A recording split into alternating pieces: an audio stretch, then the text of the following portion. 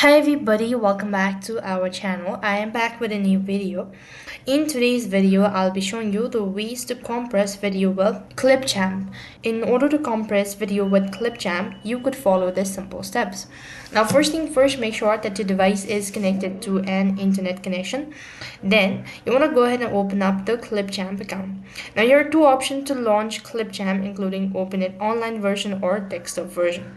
Whichever is convenient for you, open that up.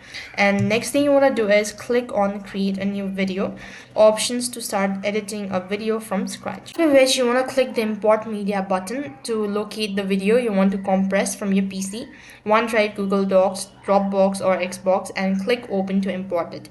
Next thing, directly drag and drop the file into the timeline. In order to reduce the file size, you could trim the video to delete unwanted part as well. You could move the cursor over the beginning or ending of the video clip until a double-headed arrow appears and you could then drag the arrow right side or leftward, start or end the wanted video clip. Besides that, you could choose to split the video into several clips and delete the undesirable parts.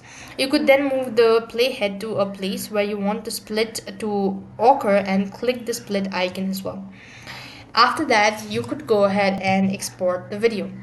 So in order to export the video, click the at the top right corner, and there are four resolution options. You could choose from including 480p to 720p to 1080p to 4K. The lower resolution, the smaller the file size. To compress the video in a Clipchamp, you need to choose the lower resolution, but you need to know that the resolution is related to a video quality as well. In order to maintain a good video quality and viewing experiences, you can't choose a very low resolution.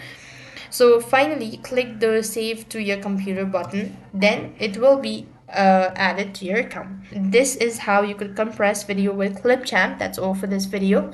I hope the video was helpful. Make sure to like, share and subscribe to our channel. Thank you for watching. See you in the next video.